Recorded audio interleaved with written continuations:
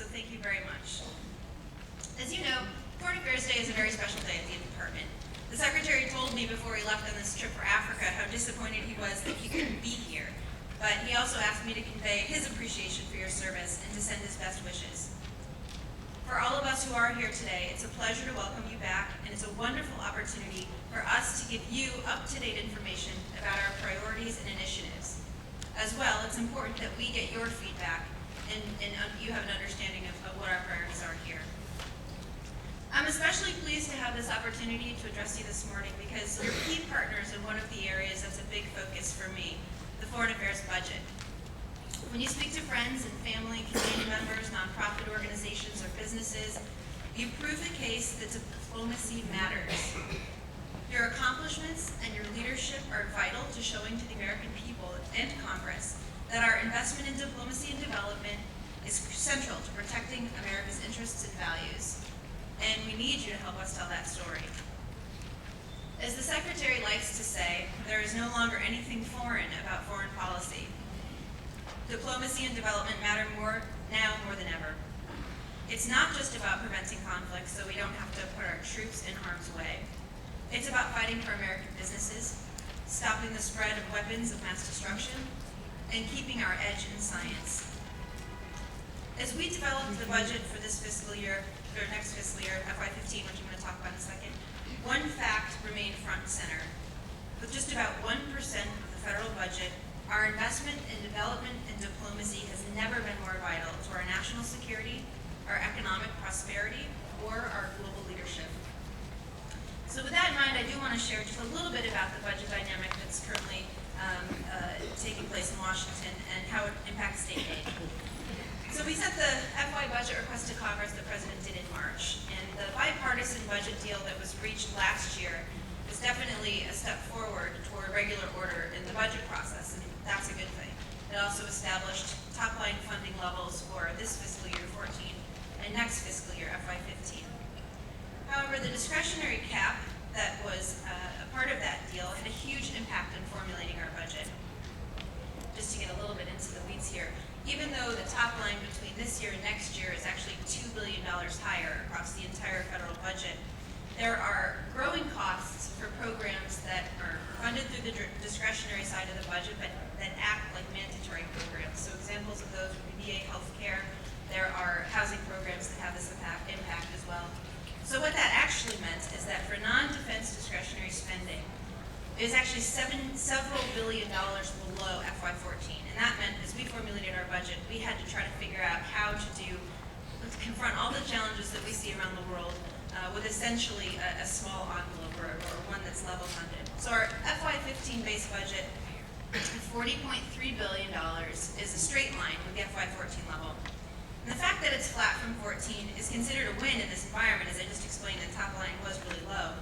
And it's a statement of how important our programs are to the President and the administration. And the budget does reflect priorities of the President and the Secretary.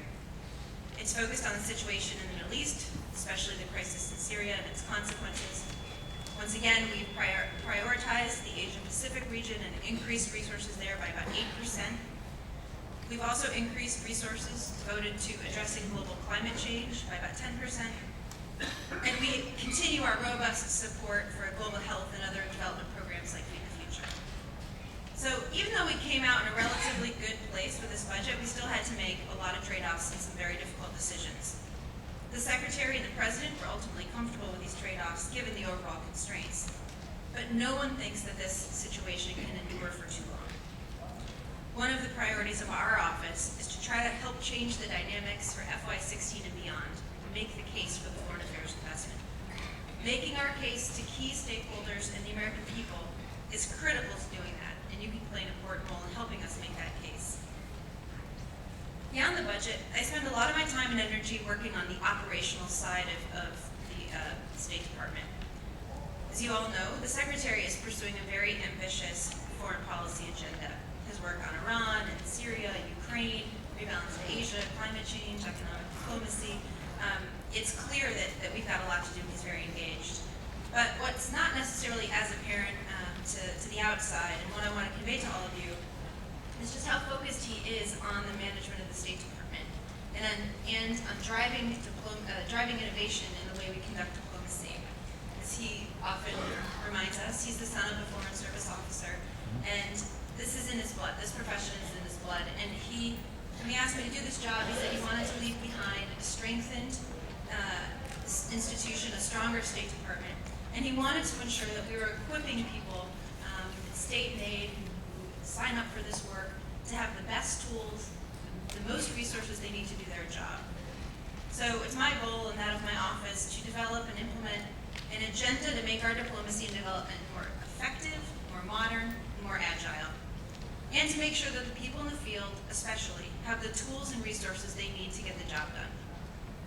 So whether that's buying new technology or rethinking the tools of foreign policy, building office space that encourages collaboration, in an era of shrinking budgets and multiplying challenges, we have to improve the way we do business and look for greater efficiencies. So I have some ideas, the Secretary has some ideas. We don't pretend to have all the answers, and so we have consulted widely in the department and at our posts around the world for ideas and innovations, and we're beginning to flesh that agenda out. And I hope if we have time for some Q&A that you might make any suggestions you have as well. Some of those suggestions we've heard are from people who want to have access to better technology, like iPads and smartphones, so that they can be less tied to their desks as they do their jobs. There have been suggestions to create a true knowledge management system so that officers across bureaus and across posts can quickly access information about diplomatic contacts, memos, background papers, and so on, so that we're not developing a diplomacy review. But first, the QDDR, and then to get to the heart of your question, but just to dwell on that for a moment, isn't looking specifically at what's going to happen in a particular country and coming forward. What are the trends that this department needs to be prepared to deal with, that we may need to adjust our training for, the size of our workforce, the skill of our workforce, and that sort of thing. So the last one looked, for example, at the integration of gender across our foreign policy. It looked some at statecraft or economic diplomacy. That's something Secretary Kerry also feels strongly about. What do we have to do to ensure that's integrated? So, and we'll see what else it comes through that.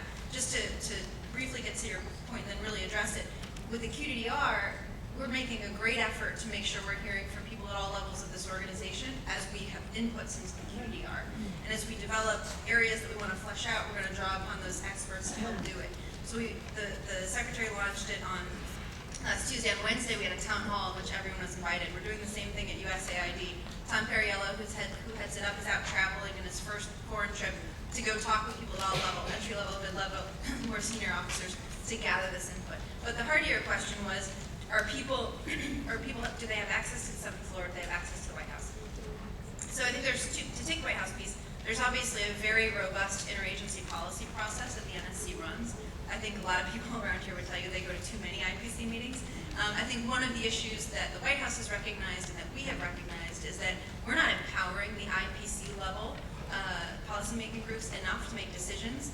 And frequently, too many things are pushed up to the deputies or to the principals. Some things need to be, that's why these committees exist, but that we need to empower more. So that's a work in progress and an adjustment both the White House and the State Department believes is important to make. The question about access to the 7th floor, I can't speak for everyone's experience in this building, nor would I try to.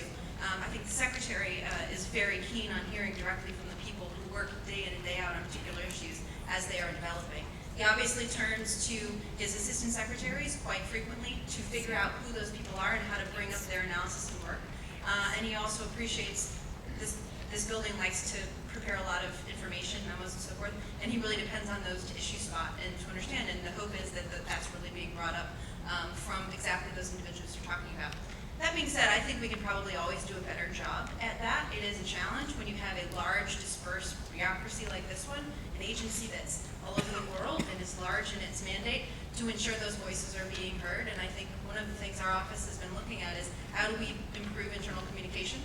How do we improve things like the clearance process, which can sometimes, it's good because it protects equities, but it can be bad in the sense that it really can water down views. And so how do we strike that balance?